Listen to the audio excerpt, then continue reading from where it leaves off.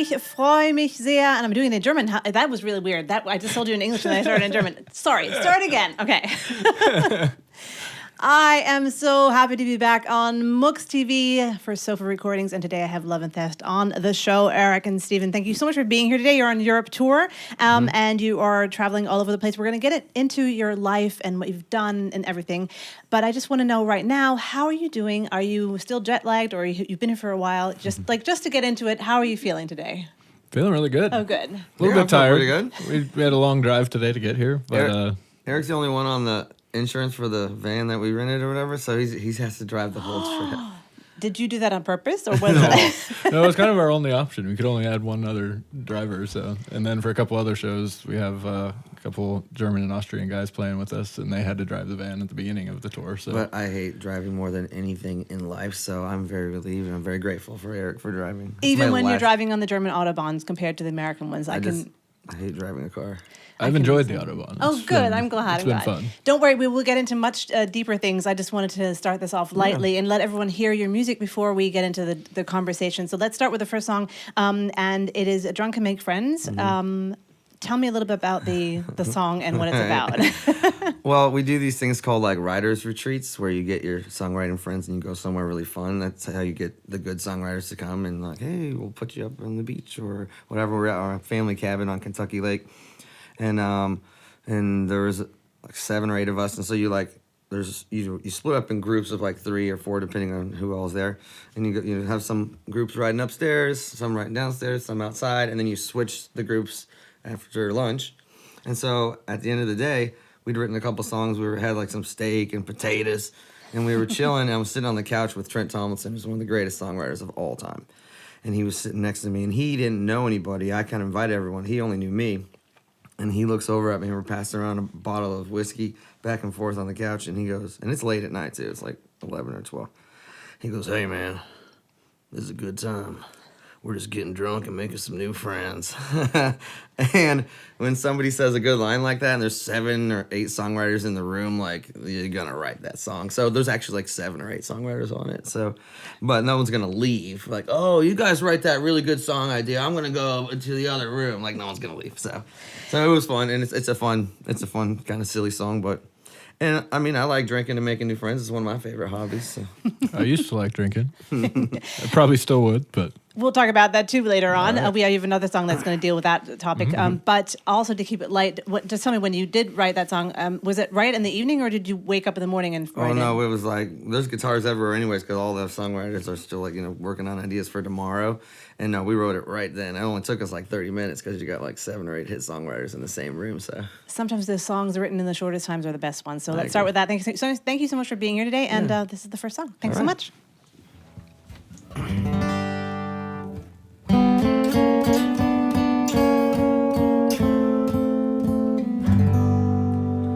It don't matter if you're just like me, but if you like to sip the whiskey, and if you're down for a real good time, we'll get along just fine. Let's get drunk and make friends,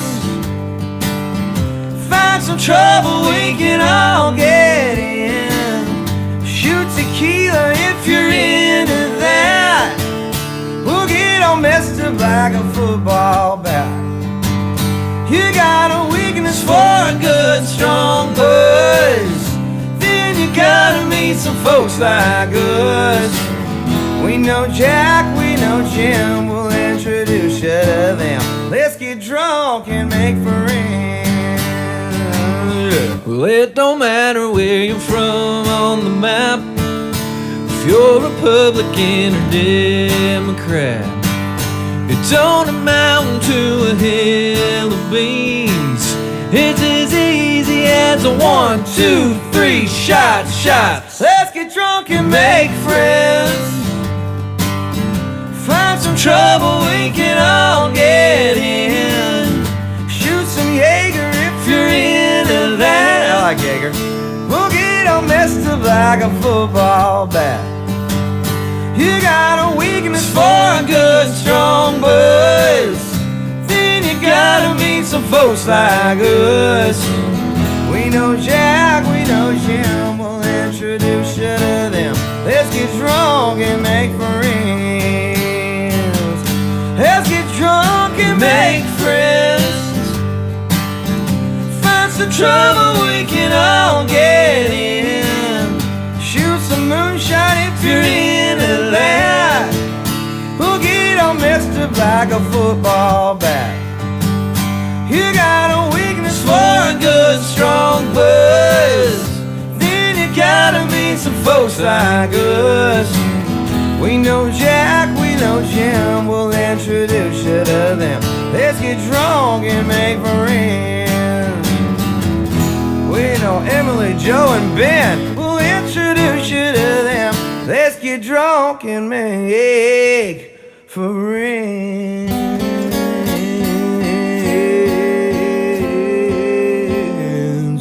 Yeah.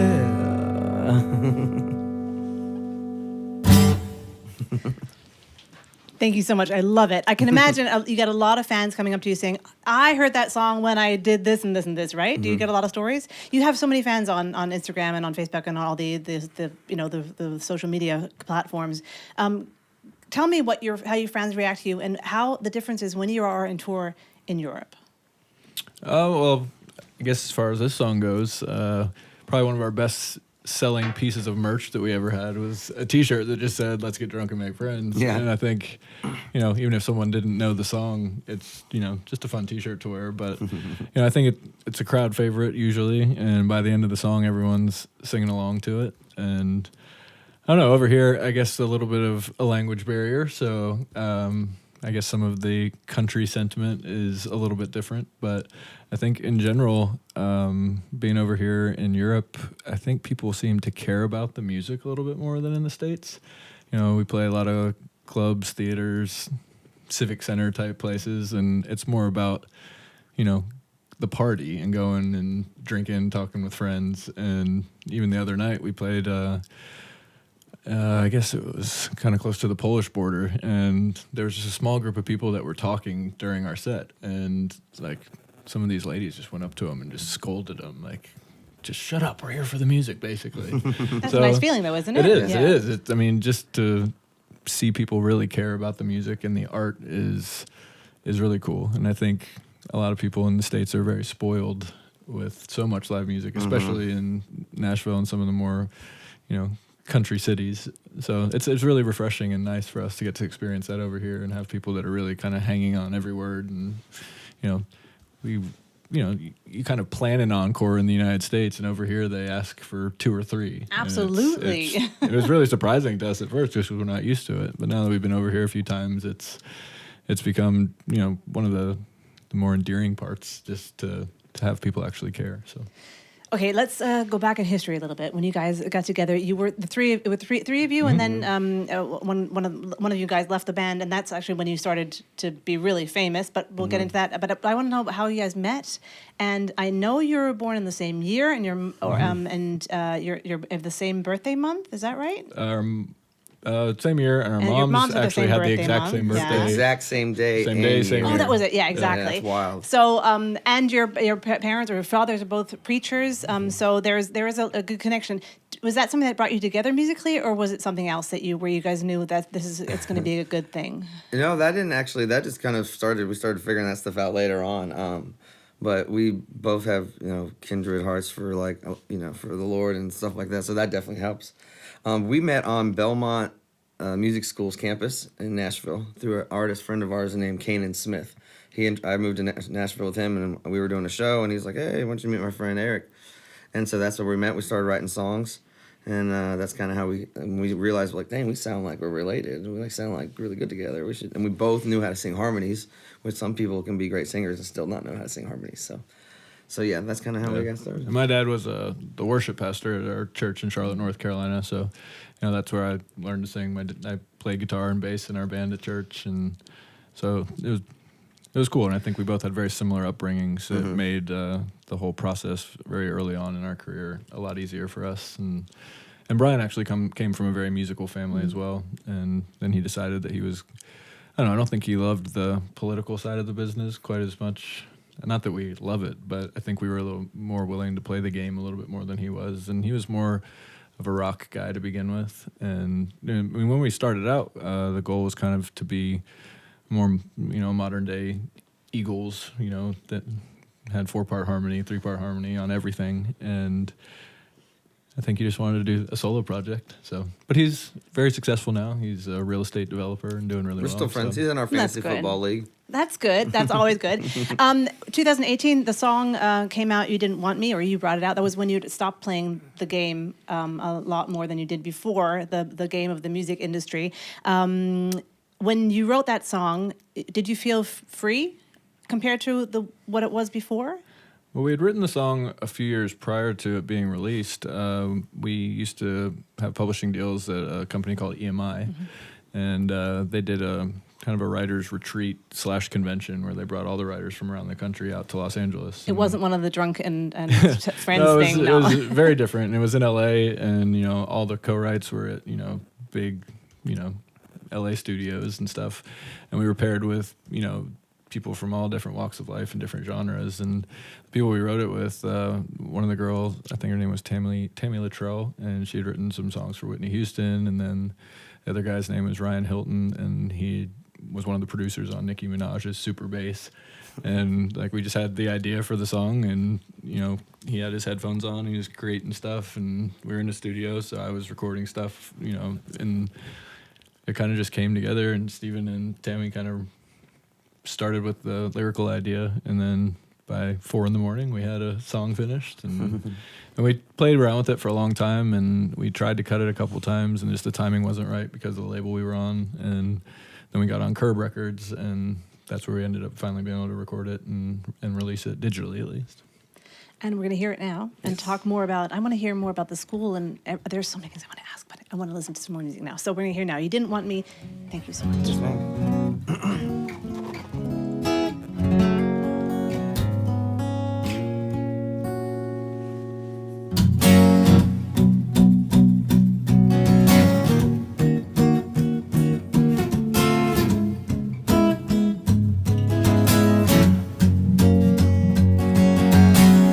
Hey baby, why you look so sad? I should be the one feeling like that. You told me I was holding you back. I let you go, let you do your thing, hiding my feelings, trying to play your game. But with my heart, baby, it ain't okay. 'Cause you didn't want me, you didn't want me when I was whatever you needed me to be. You didn't want me, you didn't want me around. And now you're calling me up, calling my beloved, wondering if I'm giving you up. You didn't want me till she came around. Well, maybe it's the lonely days and the changes you made. You left me in the pouring rain. Give me no explanation, just blurring my vision. Those sweet sunsets, nights we'll never forget. Yeah, you're thinking now, maybe you're wishing it was you and me. Is it that you can't seem to stand seeing us happy, holding hands? Or do you really, really want me again? I hope you don't think that I can't see the spell you're trying to put on me. But it's too late, I'm sorry, baby. 'Cause you didn't want me, you didn't want me when I was whatever you needed me to be. You didn't want me, you didn't want me around. And now you're calling me up, calling my beloved, wondering if I'm giving you up. You didn't want me till she came around. Well, maybe it's the lonely days and the changes you made. You left me in the pouring rain. Give me no explanation, just blurring my vision. Those sweet sunsets, nights we'll never forget. Yeah, you're thinking now, maybe you're wishing it was you and me. You didn't want me, you didn't want me. Don't make this any harder than it needs to be. You wanted to be free, now you're wishing it was you and me.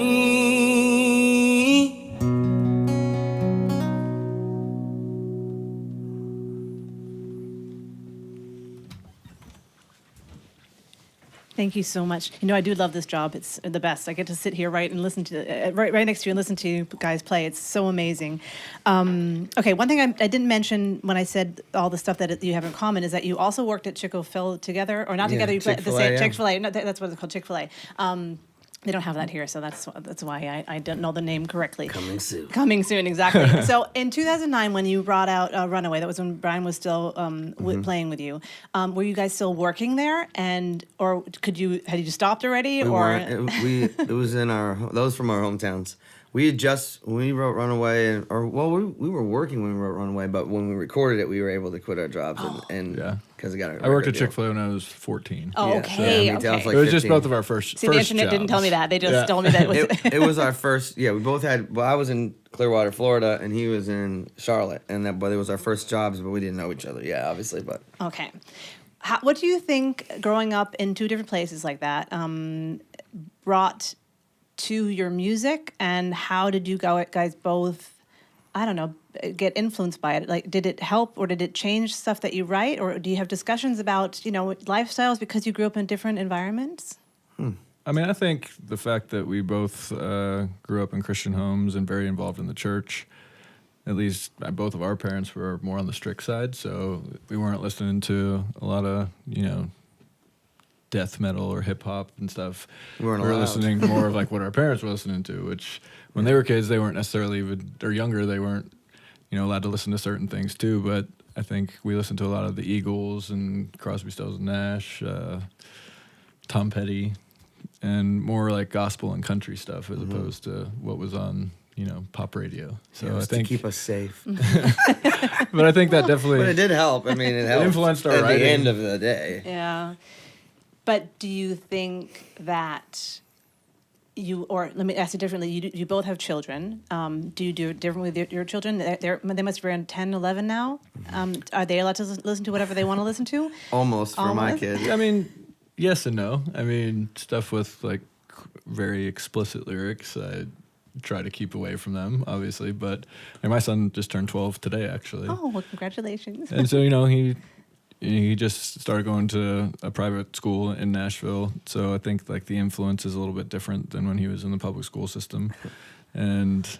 But kids nowadays have so much access, and it's so much easier for them to just listen to anything. So it's a lot harder to control that as a parent, I think. So, I think when I look back on my childhood, I feel like my parents were very closed-minded towards some of that stuff. And, so then I sought it out once I was able to, and I was like, well, I guess I really wasn't missing that much. But, there's certain things and certain styles and genres that I think are cool that can help shape and influence. So, I'm trying to take some of the good stuff and maybe not do the bad stuff that my parents did. I don't know. And we do think stuff wrong anyway, no matter Absolutely. how much we try. Yeah. I try. The main thing I worry about is the videos. Like the audio is not as big a deal, but some of these videos are nuts. Absolutely. And then especially some of the girl pop stars and stuff. Everyone's trying to push it so far, and I'm like, okay, I let them listen to more than I let them watch. Yeah. That's probably a really good idea. But they can watch MUXX TV anytime, right? When they're watching us, Absolutely. that's a great thing. Yeah, they can watch Let's quickly get back to Runaway before you play it, because it was the first song that you wrote that charted, and so that must have been an amazing feeling. Just tell me, when you found out that it had gone into the charts,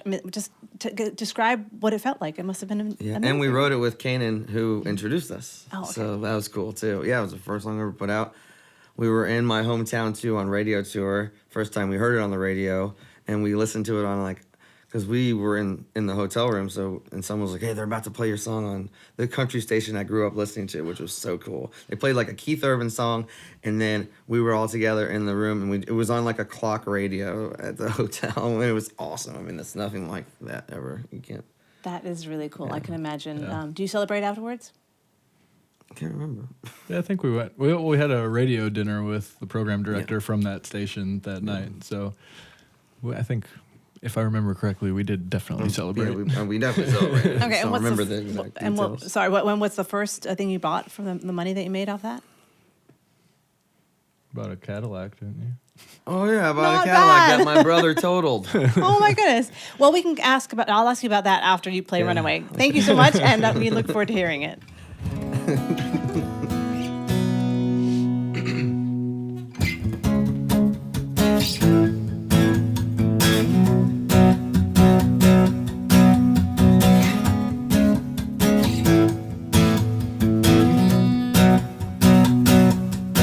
It's been a long week, I've got a slow leak in my left front tire.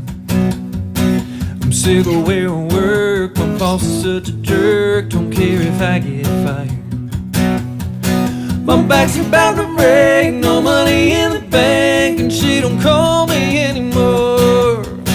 I'm down to my last drink, it's time to sell my things and pack my bags and never look back from a parallel line with the railroad tracks. Make my getaway, put the pedal to the metal as the sun goes down. Leave everybody sleeping in this sleepy town tonight. At the break of day, I'll be a runaway. I'll be a runaway. I'll be a runaway. 100 miles in, I got a stupid grin on my scrubby face. Left-handed cigarettes, I'm burning my regrets. Ain't gonna leave no trace. And from a rear view, I got a clear view of who I used to be. A little bit faster now, ain't gonna turn around. I'm gonna pack my bags and never look back on a parallel line with the railroad tracks. Make my getaway, put the pedal to the metal as the sun goes down. Leave everybody sleeping in this sleepy town tonight. At the break of day, I'll be a runaway. I'll be a runaway. I'll be a runaway. I'll be a runaway. I'll be a runaway. I'll be a runaway. It's crazy, I know, to count on this road and give me what I need. But with every state line, somehow I find another part of me. Yeah, yeah.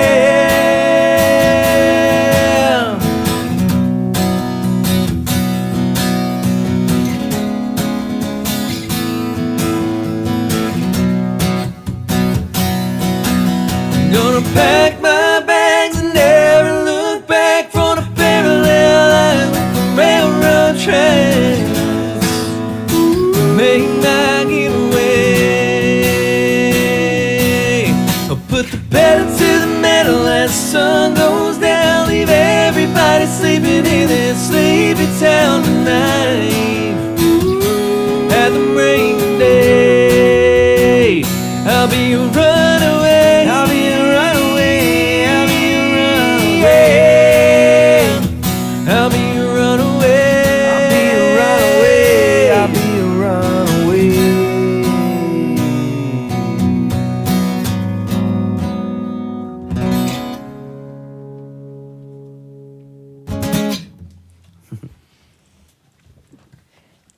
Thank you. Thank you. Thank you. It's really Thank you. wonderful. Thank you.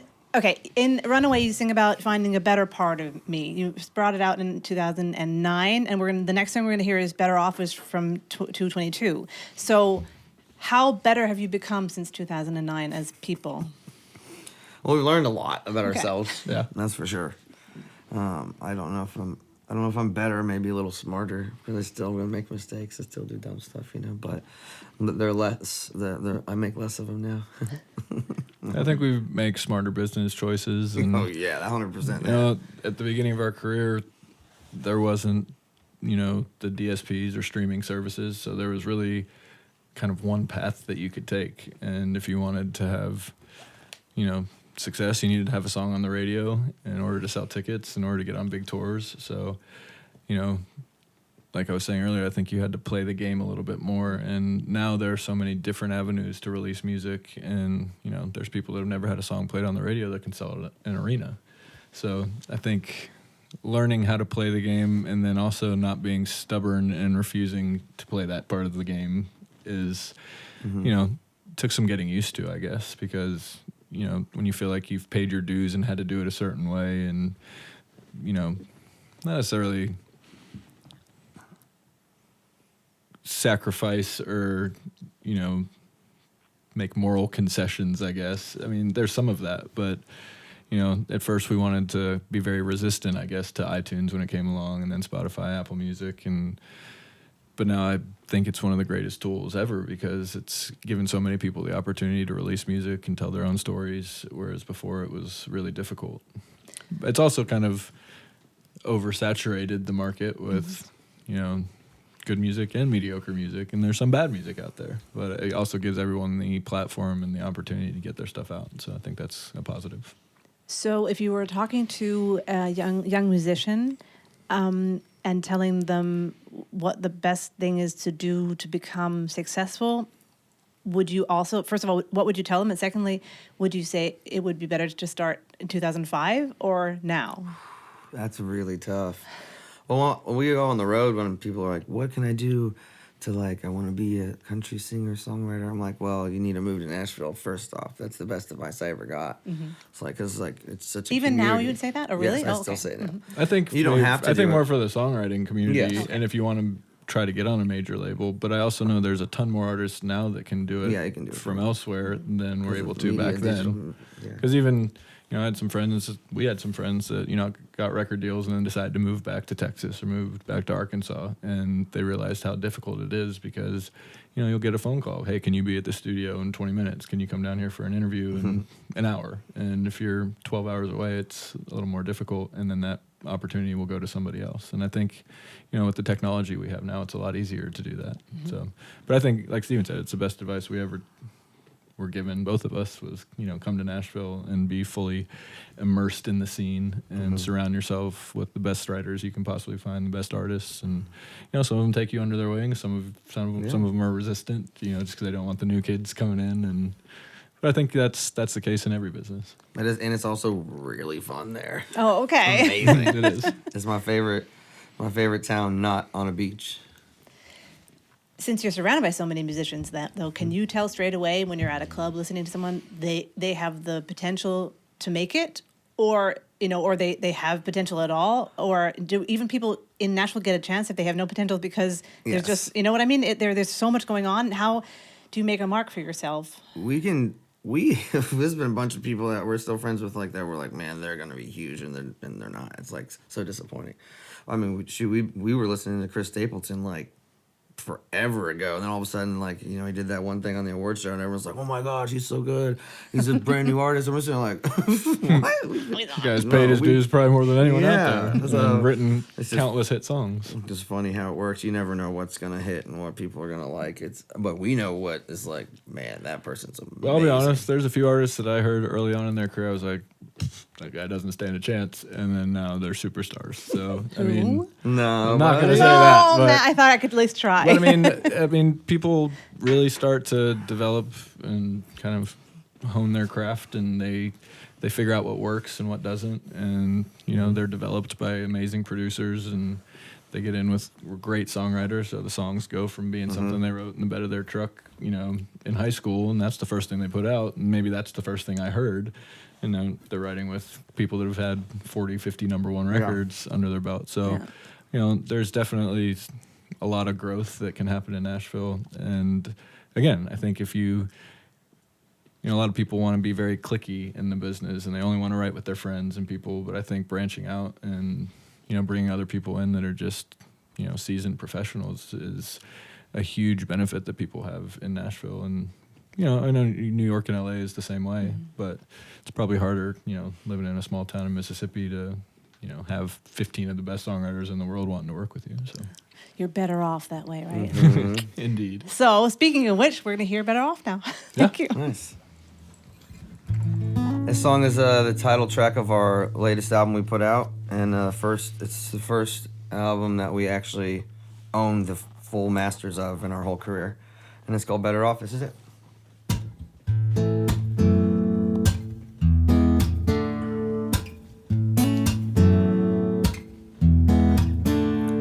That bottle of whiskey ain't gonna drink itself. We've been waiting for a reason to take it down off that shelf. If that top's the only thing between you and me getting where we want, well, it's better off. Girl, I'm a mess. I know we ain't even left, so if we don't show up, we'll blame it all on that dress. I love the way it looks on you, so baby, I hope you don't take this wrong. It looks better off. And I'm better off when I'm loving you, baby. Ain't no doubt about it, I'm a lucky man. I'd be good as gone if you hadn't come along and saved me. 'Cause of you, baby, I'm better off. That song is making me think tonight we could burn a couple candles, let the moon peek through the blinds. I could look at you forever, but if killing all the lights will turn you on, well, they're better off. And I'm better off when I'm loving you, baby. Ain't no doubt about it, I'm a lucky man. I'd be good as gone if you hadn't come along and saved me. 'Cause of you, baby, I'm better off.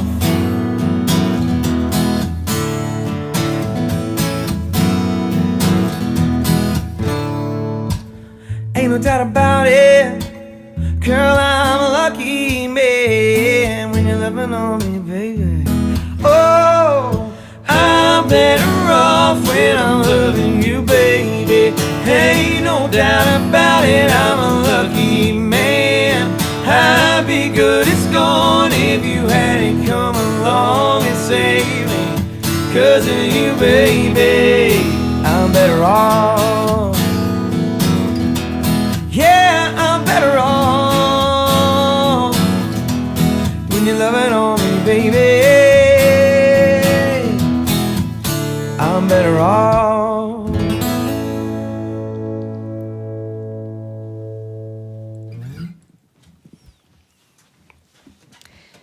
So, do you both think you really are better off by yourselves be doing what you want to do with no one else telling you what to do anymore? I mean, not speaking about your wives. I just mean like, you know. In some ways, sometimes it's really hard to not have a team around you and people pushing for you, like, just people championing you, and so that is harder. And and definitely, we don't really have a manager right now. That's not fun, but I mean, I mean, I don't know. When you're on a label, a lot of you get to make the music and then you turn it in, and then it's kind of, at least the type of record deal we signed, they kind of take the reins and can do whatever they want with it. So, having been on multiple major labels, once we finally got independent, we were all excited. Like, well, we can do this. We can pick the singles we want to release. We can pick when. But then you quickly realize that it costs a whole bunch of money to properly market a song to country radio and go out there and do a radio tour and get people excited about something, especially when you've been in the business for a long time and for whatever reason, a few songs in a row don't work. Like the first couple we put out, it's kind of like, you get a few strikes against you and it's hard to get back in the game. So, I think now the way they do deals, I mean, if you can go out and you can, create a story on social media and, have big streaming numbers, then you can go back to a label and, get a much more favorable deal. I know Jelly Roll just kind of released a podcast recently, or was a guest on a podcast where he kind of explained that. And I think that was fairly shocking to a lot of people to realize how much they take and how long it takes you to recoup. So, I think there's advantages and benefits to both sides of it. I think, like I was saying earlier, having come up kind of more of the traditional old school way, that's what we're used to, and that's what, we got our start doing. So I think that was more comfortable for us, and it's, there's a bit of a learning curve to try to figure out the new system and how it works. And I will be honest, the younger generation is really good at it because that's really all they know. Absolutely. So, again, good things on both sides of it, but it's definitely hard. What would you say is Eric's character trait that makes him easy to work with on a creative level? Oh gosh, on a creative level, well, he does all the Pro Tools. He plays the guitars on everything. He's a way better guitar player than me. And so creatively, yeah, he's a great producer. He produces a bunch of other people for other people's music. So, but we're also always on the same page as far as like the direction, which is always nice. We don't really butt heads on that at all. That's really fun. Someone asked the same question regarding Steven to you. Yeah. I think Steven's one of the best songwriters I've ever written with. He has very different and creative ideas, and I think we were playing the other night and somebody came up to us kind of halfway through the show. We were selling some CDs. They were like, every song is so unique and it doesn't all sound the same. And they referenced a couple other artists. They're like, every song is same key, same tempo. And I think Steven's style of writing kind of combined with my musical ideas and stuff just lends itself to unique songs. And sometimes that works and sometimes it doesn't because people want to hear a certain style or a certain sound. But I think we're uniquely us, and I think we've always been that way. And I think it's authentic, and in different kind of eras in the business, it's worked, and then other times it hasn't. So I'm hoping that if we just stay consistent, that one of those trends will come back around, and then hopefully we'll have some more hits on the radio, or viral hits. Doesn't Absolutely. matter. Still, I do want to know, when's the last time you guys butted heads? And even it was like something like, you stole my toothbrush, but was like the last time you guys really had a fight, or do you not fight? We really don't. No, we don't. I got really drunk at this show in Denver, like, I don't know, 4 years ago or something like that. And Eric was like, we got into a fight. Well, not a fight, but like, so I mean. But even that was more, that one in particular. There's been two, one in Mexico and that one. Yeah. The one in Denver was kind of more brought on by like a band guy that was very conservative and traditional and like had an issue with it. And like, yeah, so that one. So then once in Mexico, it was a last minute show. Like he'd been drinking all day. I didn't know it was going to play that night. I was already been drinking all day on the beach. I was like, and we were like, yeah, we'll do it. It was like for a charity. But I mean, think about for how many years we've been together, and so we can only name a couple right now at this moment. Like, yeah, we have a lot of friends in bands that literally fight like cats and dogs all the time, and then they end up breaking up. And I think that's why we've probably played together for so long, is because they're very few and far between, and it's really never been a musical thing at all. So no one's ever wrong, baby, wrong. That was really bad, but anyway, I had to try and do that. That's the name of the next song. We'll talk about it after you play. Okay. Okay. All right. Thanks. Tune this.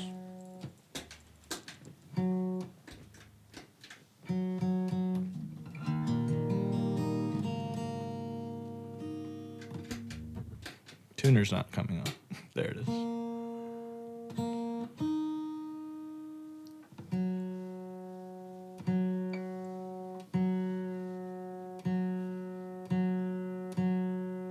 Come on. you can do it. There it is.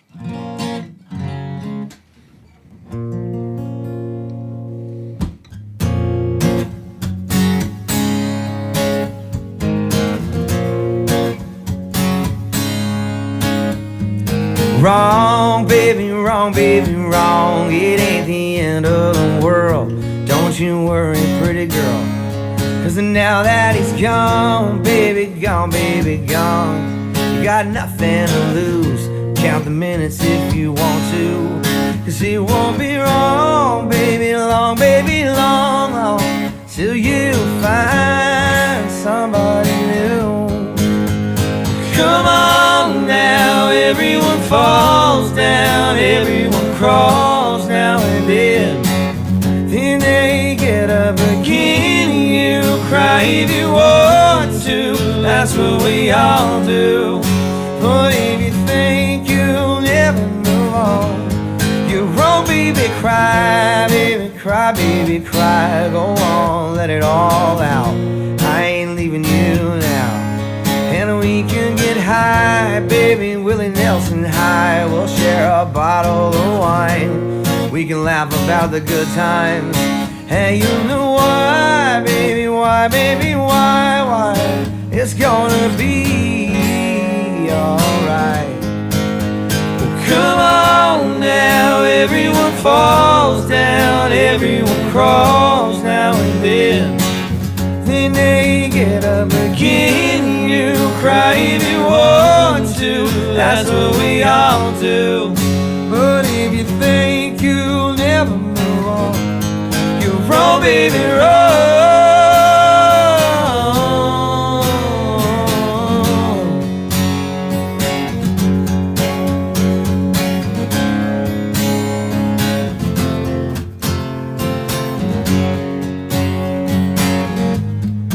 No, it ain't wrong, baby, wrong, baby, wrong. 'Cause it feels so right when you put your hand in mine.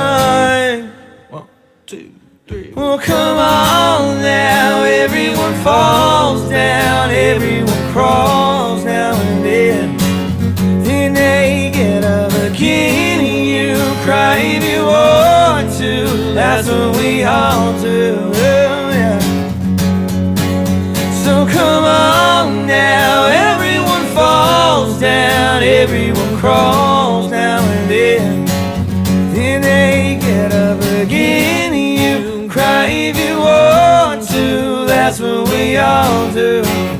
But if you think you'll never move on, you're wrong, baby, wrong.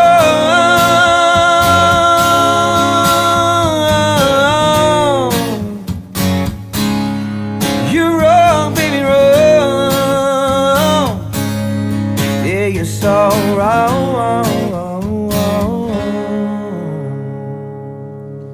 Yeah. Thank you very much. What is wrong, baby? Why did you write "Wrong, Baby, Wrong"?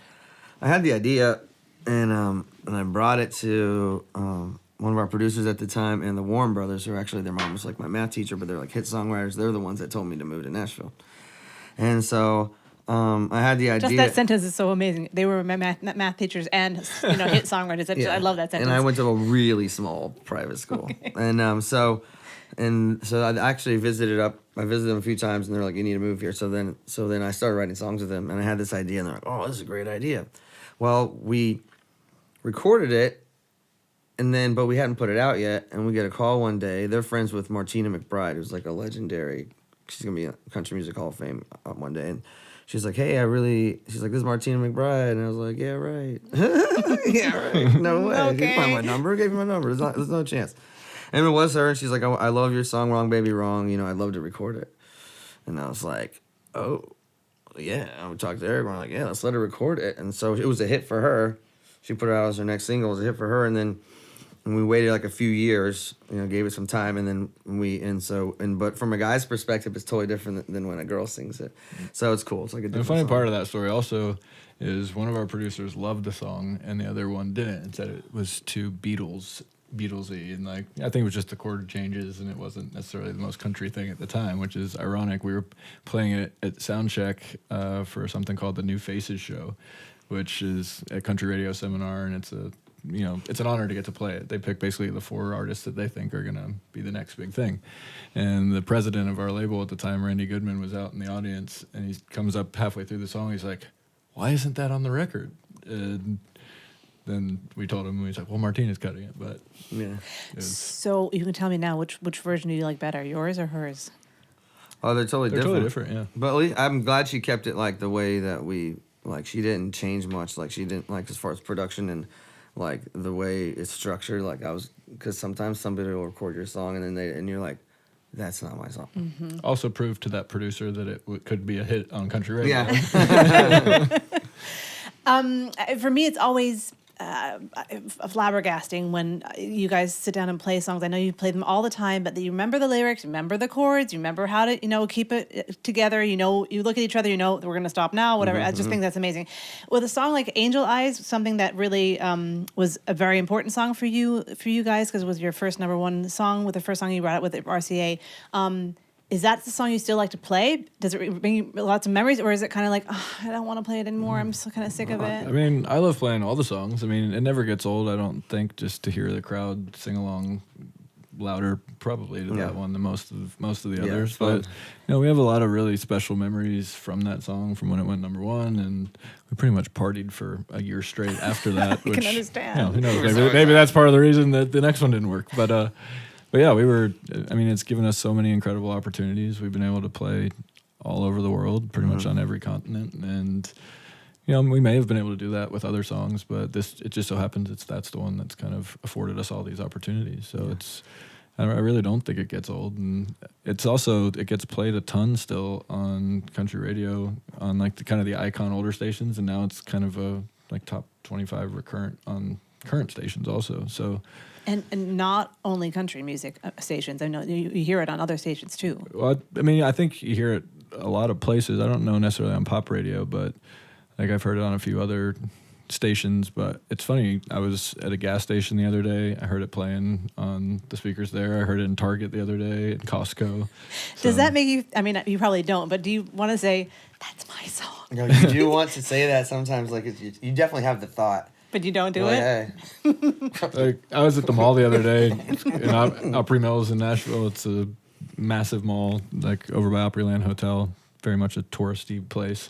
I was eating lunch with my oldest son. I went to buy a new suitcase to come here, and our song "If You Ever Get Lonely" was playing on the speakers, and that's the first time he's ever heard it anywhere other than just us at home. And he was the look on his face was like, holy crap, you were famous. My dad's cooler than I thought. He's 12. It just waited. It stops after a while. It's definitely going downhill. I don't know if my kids think I'm cool. Yeah, they'll figure it out, though. They will, for sure. So if anyone hasn't heard Angel Eyes, we're going to hear it now. I'm sure you have, but if you haven't, this is a different version, because you're doing it an acoustic version here in MUXX, on MUXX TV. So we're very happy to have you, and we can't wait to hear it. Thank you.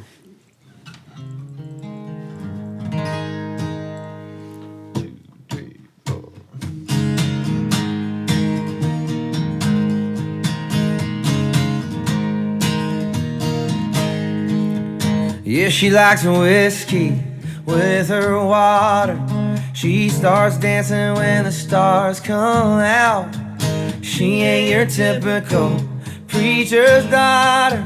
She'll leave you dreaming, yeah, there ain't no doubt. There's a little bit of devil in her angel eyes. She's a little bit of heaven with a wild side.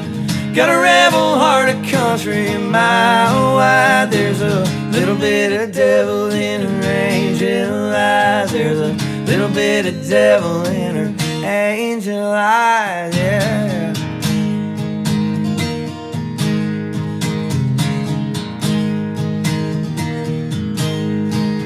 Saturday night she's rocking out by the bonfire, flirting from that tailgate and cranking up the dial. Come Sunday morning she'll be singing with the choir, driving me crazy with that kiss me smile. There's a little bit of devil in those angel eyes. She's a little bit of heaven with a wild side. Got a rebel heart, a country mile wide. There's a little bit of devil in her angel eyes. There's a little bit of devil in her angel eyes. And I can't stop wondering what it would feel like to hold her all night. She's got that something, that sexy innocence. She must be heaven sent.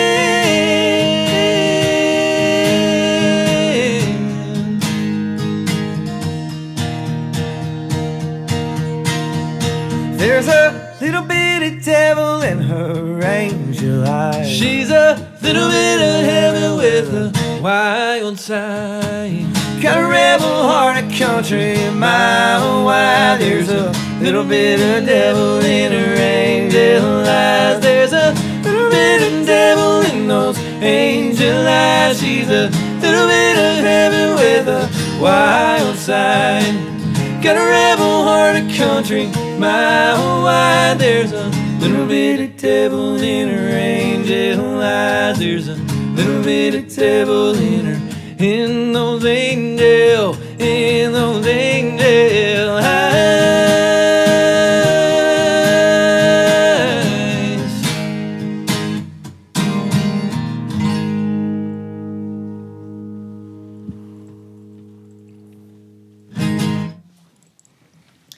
Thank you very, very much. I always wanted that you play the last chord so I don't disturb. That's why there's always a short pause in between.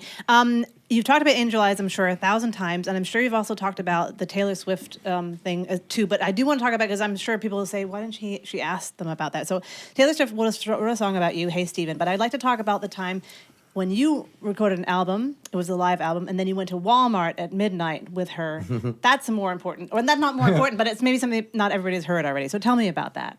So our first big tour was her tour with her, and we were actually the label's like panicking to get music. We didn't have a music release. We couldn't even get it really, but And apparently she found our music or heard it for the first time on MySpace. yeah, Really? like Which People, was- not everybody knows what that is Which anymore. was like but the first like social media type thing that Absolutely. came out.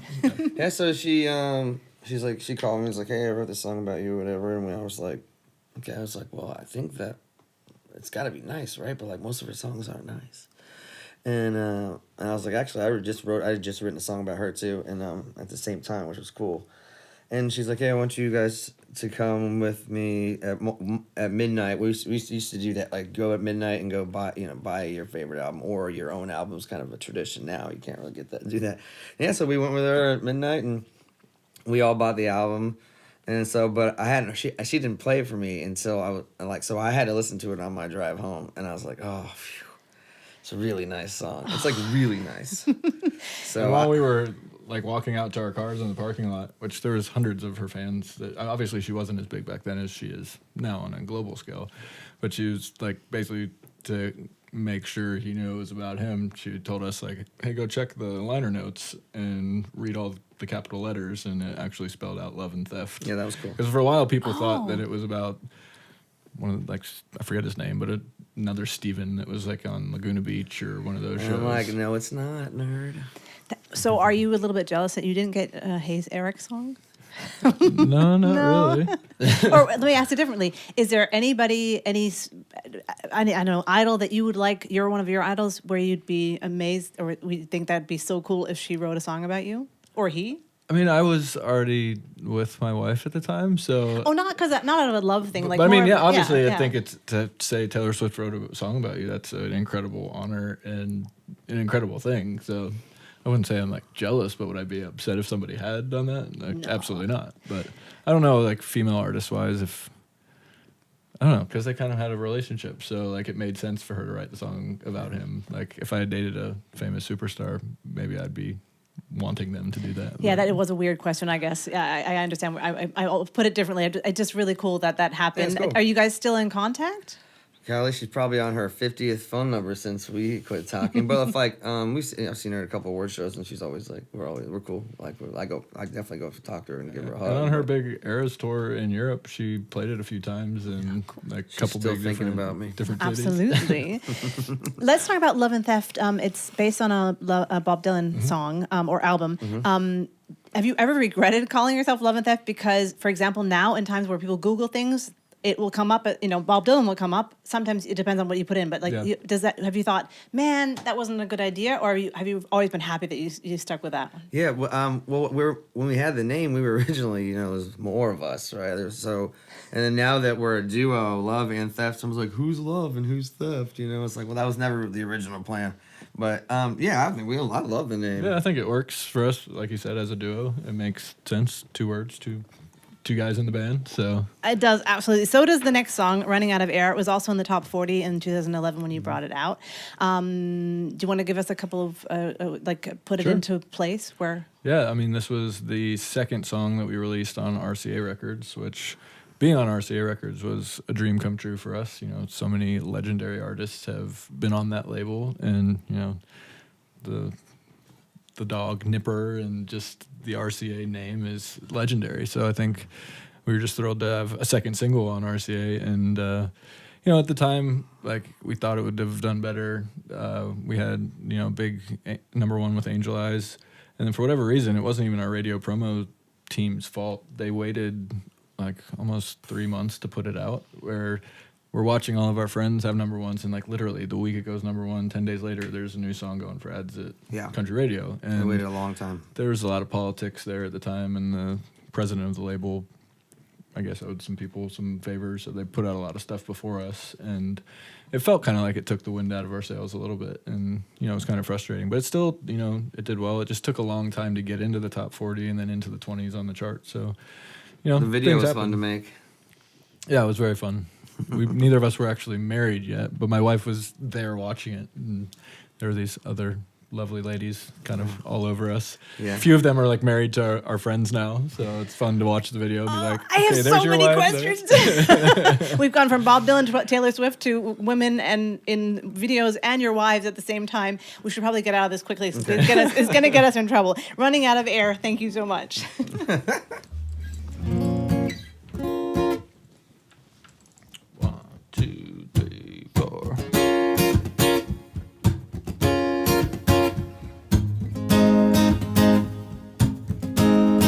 I gotta catch my breath, and I see you walking in, crawling again my head, stealing the oxygen. Everyone else in here disappears but the two of us, and the room starts to spin around the chandelier, and the buzz of the crowd, I can feel the rush. You're clouding up my atmosphere. Everybody's got somebody who gets them the way you got me. I still want you, I can't stop me. Girl, I wanna run right to you, then I wanna run away. Girl, I gotta hand it to you, you know how to make me pay. Girl, I wish I never knew you, 'cause every time I see you standing there, oh, it feels like I'm running out of air.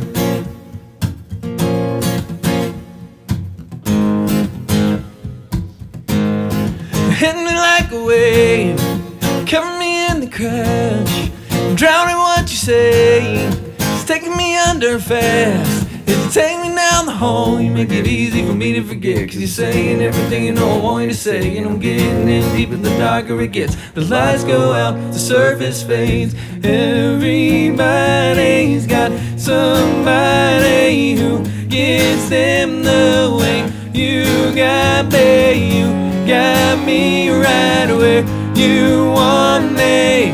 Girl, I wanna run right to you, then I wanna run away. Girl, I gotta hand it to you, you know how to make me pay. Girl, I wish I never knew you, 'cause every time I see you standing there, oh, it feels like I'm running out of air.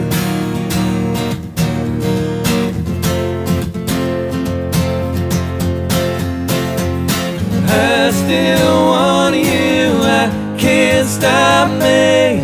Girl, I wanna run right to you, then I wanna run away. Girl, I gotta hand it to you, you know how to make me pay. Girl, I wish I never knew you, 'cause every time I see you standing there, yeah. Girl, I wanna run right to you, then I wanna run away. Girl, I gotta hand it to you, you know how to make me pay. Girl, I wish I never knew you, 'cause every time I see you standing there, oh, it feels like I'm running out of air. I'm running out of air. I'm running out of air.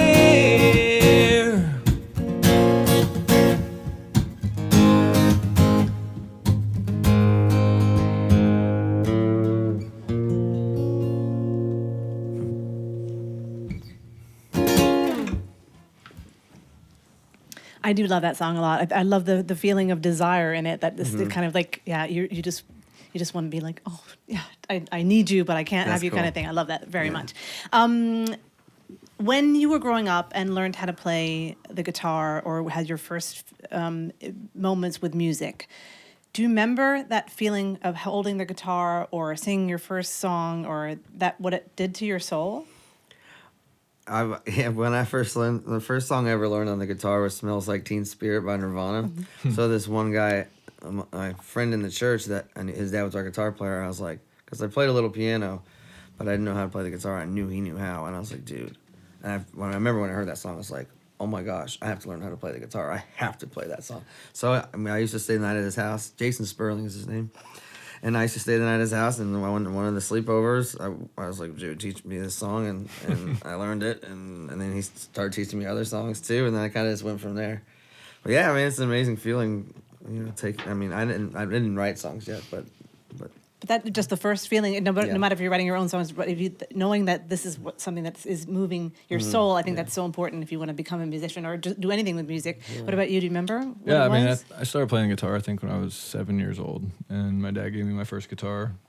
Actually, we went up to my dad's parents' house in New Jersey, and he went up in the attic and got out the first electric guitar that he ever had. And I think I was actually 6 years old when that happened. And we took it home, and we didn't have a guitar amp, so I just kind of learned to noodle on that. And then he gave me my first acoustic guitar, I think, when I was 8 or 9 years old. And I'd always seen him playing and singing in front of church, and I always loved singing. My mom and dad both taught me how to sing harmonies and stuff, and I definitely recognize like that feeling, like especially particularly in church, singing a worship song, and you got the whole congregation singing, and it's a moving thing. Like I think you definitely feel that emotion. But then when you can start writing your own songs or playing songs that you hear on the radio or at the time Christian radio, it was pretty cool. And then I started playing in our youth group, and even in 5th grade, I started like leading music at our chapel services at our Christian school that I went to, and like being able to play music and see other people react to that. At that point, it was just, oh, that's kind of cool, because my grandfather played the banjo, and he'd come lead our chapels with me and stuff. But then once we got into high school and like, seeing people moved by music, I think was really powerful. And I don't know, it's kind of a weird place that you kind of are in, because it's like a little bit of an ego trip also. Like, oh, you're up in front of all these people. yeah, you and feel really cool. you're like church famous. Yeah. So that was kind of famous. like my first taste of that. But then I think that probably helped kind of check my ego as we got more famous in, our career in country music. So, but I definitely remember that. I mean, I played trumpet and piano and stuff also. And so, Did it help you to be able to deal with the situation in 2014 where you're writing songs that you couldn't bring out because the record company... Actually, I don't quite understand what happened, but 2008 and 14 brought a song, Night That They'll Never Forget, and then the album was never released because you would have had to pay $13,000 per song or something like that. Kind of. Kind of. Well, like I was saying earlier, like, so we had a number 1 song, then we had a top 25 song, and we released a couple more, and they kind of all stalled at the same part of the chart. And I think, like I was saying earlier also, it was kind of like a transition to a different era of country music. It was kind of like on the end of like where, Rascal Flatts and bands like that were starting to break up or not be on tour anymore. So, there was kind of a new sound. So I think maybe that had something to do with it. But for whatever reason, we got dropped from that label, but we were already in the process of making our second record, because we had already, once Angel Eyes and then Running Out of Air did well, like we had to go back in and, start a new project in case one of these other ones did really well, so we would have something to follow it up with. So, we were thrilled and really excited about the music, and for whatever reason, the next few songs didn't do as well as we had hoped. So that's when we ended up getting dropped. But then, we did an independent record after that, and then we had an opportunity to get signed to Curb Records, and they were kind of toying with the idea. They ended up buying a couple of the songs, or the master for the song, from Sony, but to buy the whole record would have been hundreds of thousands of dollars, just because when you're recording a record for a major label like that, there's kind of protocol, and you have to use a certain studio that they, have a relationship with, and, certain producers want to use certain studio musicians. So, it gets expensive quickly, especially when you're doing a full 12-song project. So, that's part of the business. I mean, there's plenty of artists out there that have recorded incredible projects that people just never hear. So I think we were fortunate enough to get a couple of those back, and the ones that we were really passionate about. So. And this is one of them. That night that you'll never forget. Mm-hmm. And why is it such a special? Well, no, why is it such a special song? Oh, well, it's a fun song too. Yeah, it's a special song because Eric and I. It's when we first got our record deals, we were able to quit our jobs, and we got houses on the same street, and we had like 3 or 4 roommates in each house. But our new job was to make music, and we had a studio there. But everyone else, when they would get off work, they'd come over to party at our house because they knew we really didn't have a schedule. It's like sometimes we're making music at 4 a.m., sometimes we're up in the morning doing it. So it was fun. You know, I mean, it was a pretty wild time for us back then, and we're glad we made it out alive because you can like walk to everywhere from that area. It's a good And this song record. actually did come out. It just came out digitally, and we didn't get to release the whole project that it was on. So this was the last song we released on RCA Records when we were there. Okay, I know that was a complicated question from my Oh, no, side, no, but thank you for we asking. got that figured out. Let's just party a little bit now. So let's listen to Here we you go. play. All right. Thanks.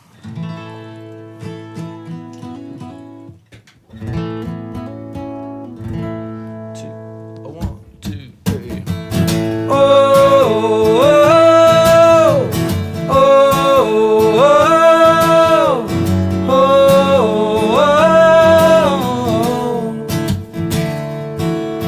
Showed up at the party, you wasn't gonna stay too long, but that all changed up when your song came on. Somebody handed you a cup, so you went with the flow and you filled it on up. You feel the buzz in your bones, and then you start making the rounds. You know all too well what's about to go down. You say, hold up, I'd let him go.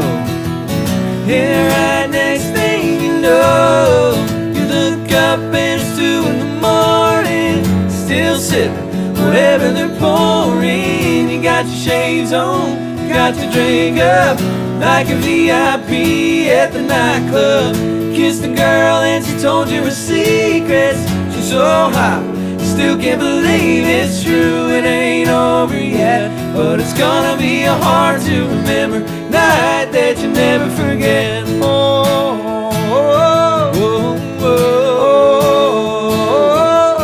Now your phone's filled up with pictures that you didn't take, and that you throwing deuces. And what's her name? And there's your boys right there. Boys right there. Tailgate, poker table, all in on a pair. Here come the country girls. They wanna dance all on you, wanna rock your world. It was supposed to be a regular night, and now you're like, to the left, to the left, to the right. You look up and it's 3 in the morning, still sipping whatever they're pouring. You got your shades on, got your drink up, like a VIP at the nightclub. Kissed the girl and she told you her secrets. She's so hot, still can't believe it's true. It ain't over yet, but it's gonna be a hard to remember night that you never forget.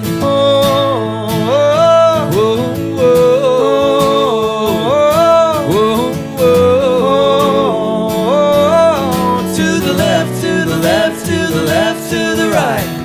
you look up and it's 4 in the morning. Still sipping whatever they're pouring. You got your shades on, You got your drinks up. here's to the nights the memories are made of. You kissed a girl and she told you her secrets. She's so hot, still can't believe it's true. It ain't over yet, but it's gonna be a hard to remember night that you never forget.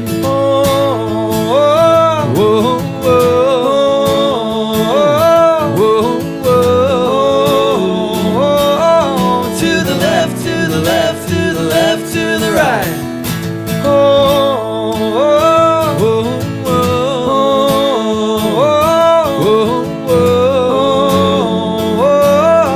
To the left, to the left, to the left, to the right.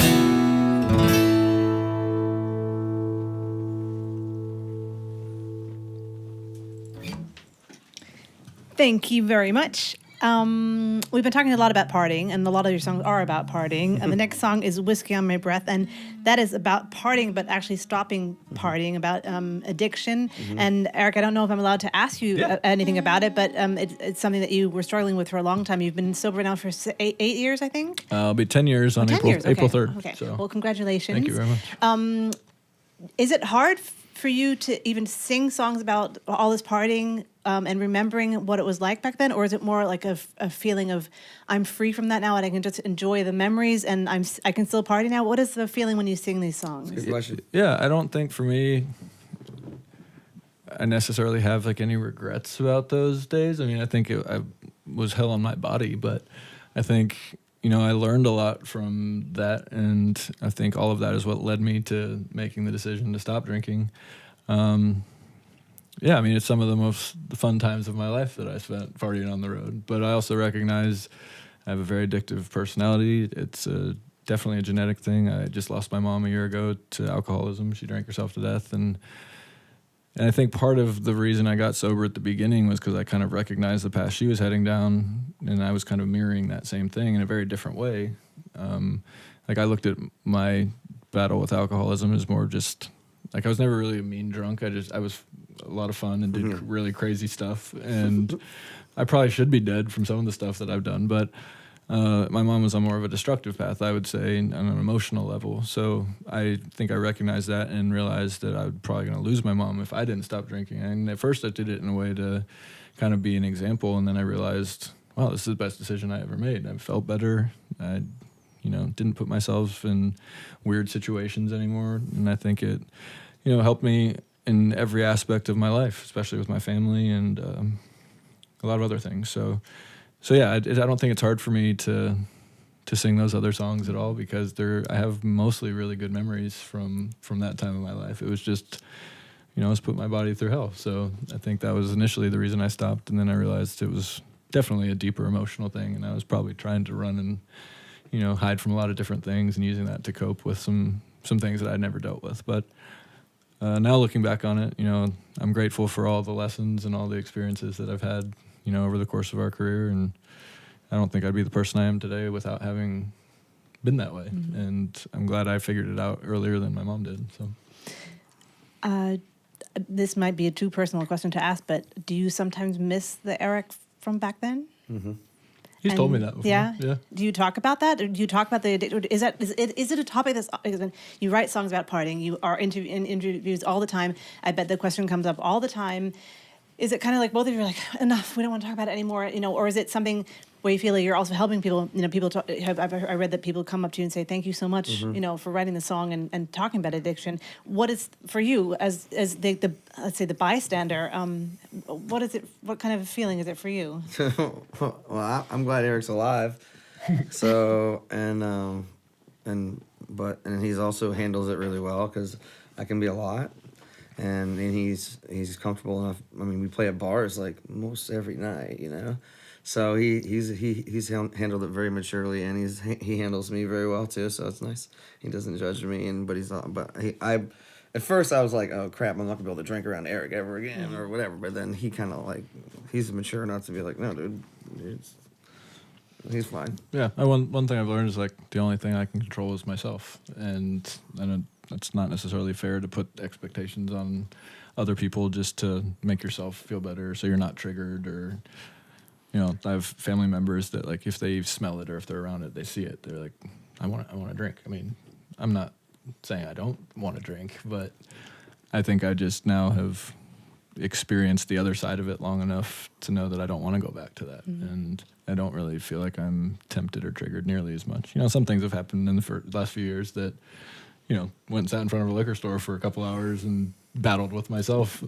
Like, is this worth it? And I quickly realized it wasn't. But do the people who talk to you about addiction and say, thank you for writing these songs, thank you for being so open about it, do they help not choosing to go into the liquor store?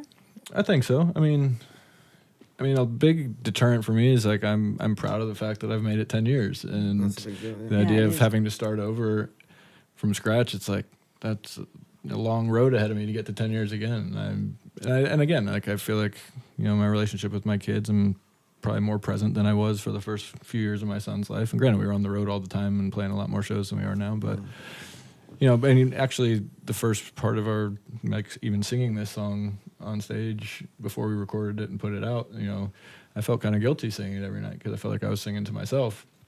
So that was definitely part of it. And I remember sending it to my mom, like, hey, I don't want this to be you either. So, you know, and she responded well to it at first, and then kind of was downhill from there. But you know, it's part of life. Anybody that you make just even think about the problem and think about maybe changing something you're doing such a great thing. So maybe someone out there is going to be inspired or just enjoy the music. Yeah, Thank you so much, and we're going to listen to it now. Thank you.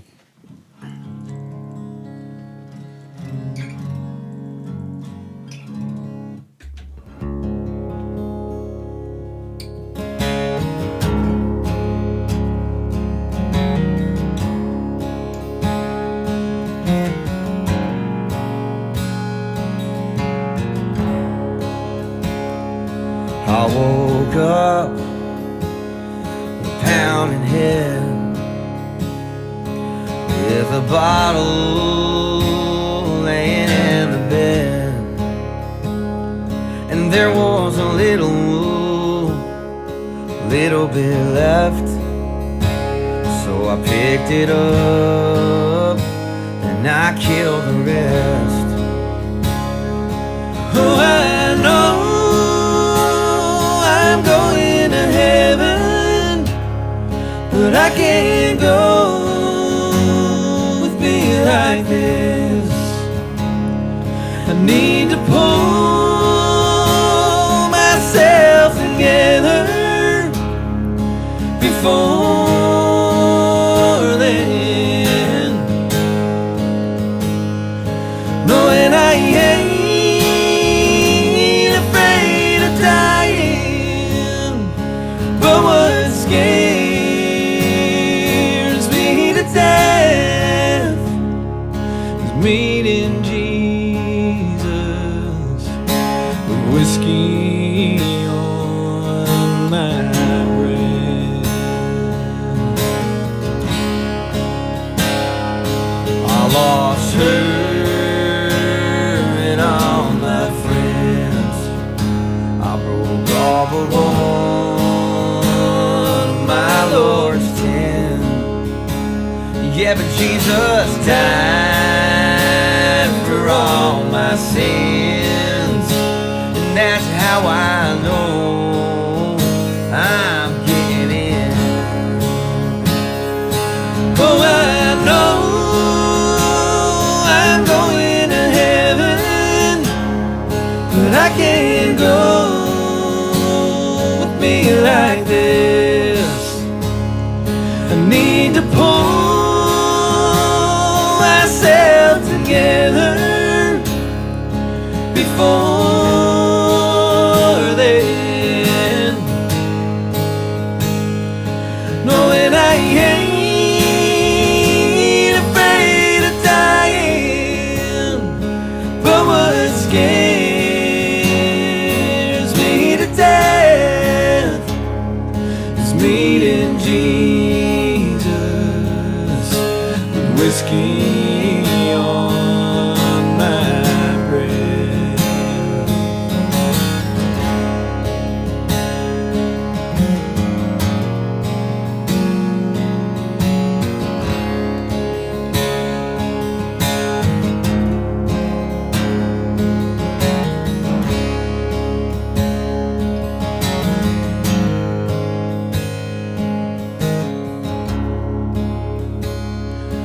Oh, I know I'm going to heaven, but I can't go with me like this.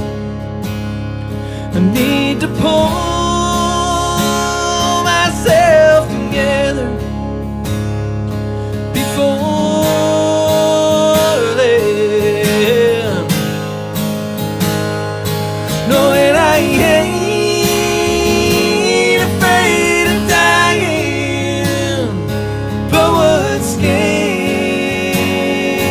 me to death is meeting Jesus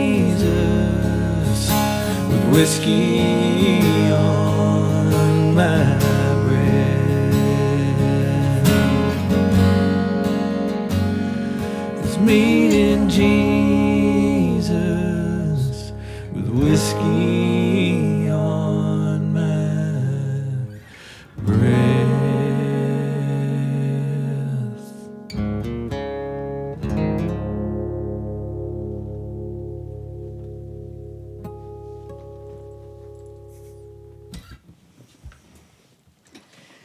That really is a beautiful song. Thank you so much, and thank you for being so open about so many things here on the show today. Thank you for being here. Nice to meet you. Nice to meet you too, both of you. Thank you very I much. wish you all the best. Better Off was 2022, so you have a lot to come. It's 2025. We need to have some more songs now. You're on tour in Europe. I hope you come back very soon when you're done with the tour here. And I don't want to know which one it is, but do you still, even though you've been together for so long, do you still have secrets from each other? I'm not going to ask you which ones, but do you think you have anything? I don't think so. No? Not that I know of. I don't think so. I don't think so either. We pretty much tell each other everything. That's a good thing, because I think that makes the vibe between you work really well if you really trust each other, and you can tell that it's beautiful music. It's great to have you here. Great to be able to be here with you. I hope you enjoyed the show as well. This was Sofa Recordings with Love and Theft, and I wish you all the best. I wish you all the best as well. Take care, and see you very, very soon. Thank you.